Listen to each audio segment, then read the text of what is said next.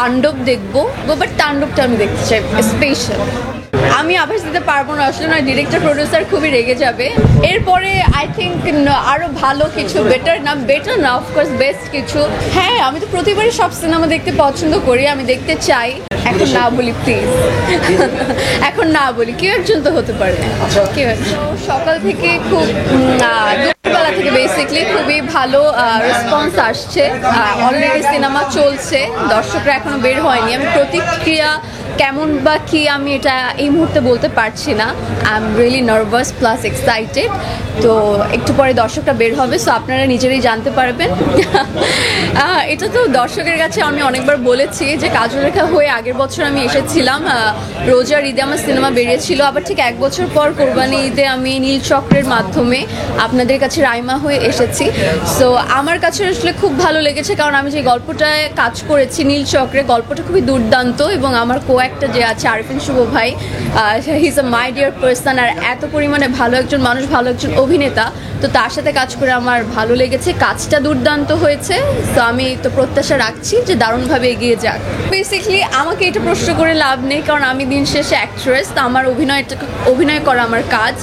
তো প্রমোশনের ব্যাপারটা বেসিক্যালি ডিরেক্টর প্রডিউসারকে জিজ্ঞাসা করলে ভালো হয়, তারাই বলতে পারবে যে মেইন অ্যাকচুয়ালি রিজনটা কী ছিল। আর আমার যতটুকু মনে হয় আপনাদের একটু ধারণা আছে যে আমরা প্রমোশনে একটু পিছিয়ে কেন আছি, সব মিলিয়ে আপনারা একটু চিন্তা করলে বের করে ফেলতে পারবেন খুব ইজিলি। হ্যাঁ, ভিডিওটা তো আমরা করেছি। এখন আমি জানি না ইন ফিউচার আমার লাইফ অ্যাকচুয়ালি কী আছে, বা আমি কত দূর এগিয়ে যাব। কখনো যদি কোনো একটা সময় এসে আমার বায়োপিক হয়, আমি জানি না তখনকার ওই সময় বা বয়স তার থাকবে কি না কি শুভ ভাইয়ের। সো যদি এরকম কোনো অপরচুনিটি আসে, সে যদি রাজি হয় আমার জন্য তো খুবই ভালো। ফ্যামিলি এসেছে বেসিকলি, কারণ আমি বরাবরই সবাইকে বলি যে আমার ফ্যামিলি আমাকে খুবই সাপোর্ট করে, কারণ তাদের জন্যই আমি আজকে এখানে। সো আমার ফ্যামিলিতে আমার মা, বাবা, বড় দুই ভাই, ভাবি সবাই এসেছে, আর মা তো এখানে আছে। ঈদ উদযাপন করে এত কাজ রেখে যে মানুষের হলমুখী হয়ে সিনেমা দেখছে, এটাই আসলে আমাদের জন্য অনেক। যারা এসেছে, প্রত্যেকটা সিনেমা যারা দেখছে সবার জন্যই আমি আসলে কৃতজ্ঞ। এবং এইভাবে সিনেমা আমাদের ডে বাই ডে চলতে থাকুক, হাউসফুল হোক, ব্লকবাস্টার হোক, এটাই আশা করছি আমি। আমি আভাস দিতে পারবো না আসলে, না ডিরেক্টর প্রডিউসার খুবই রেগে যাবে। আই থিঙ্ক তাদের মাধ্যমেই আপনাদের জানলে খুব ভালো হয়।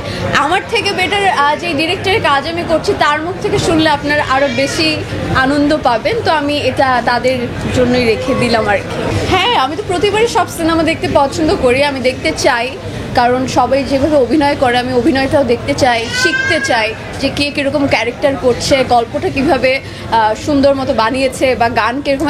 আমি খুব এক্সাইটেড থাকি প্রত্যেকটা গল্প নিয়ে। তো আমি first of all I think তাণ্ডব দেখবো, তারপরে আর যতগুলো বেরিয়েছে ইনসাফ আর যা যা আছে আমি সেগুলো আমার সময় মতো দেখবো, বাট তাণ্ডবটা আমি দেখতে চাই স্পেশাল।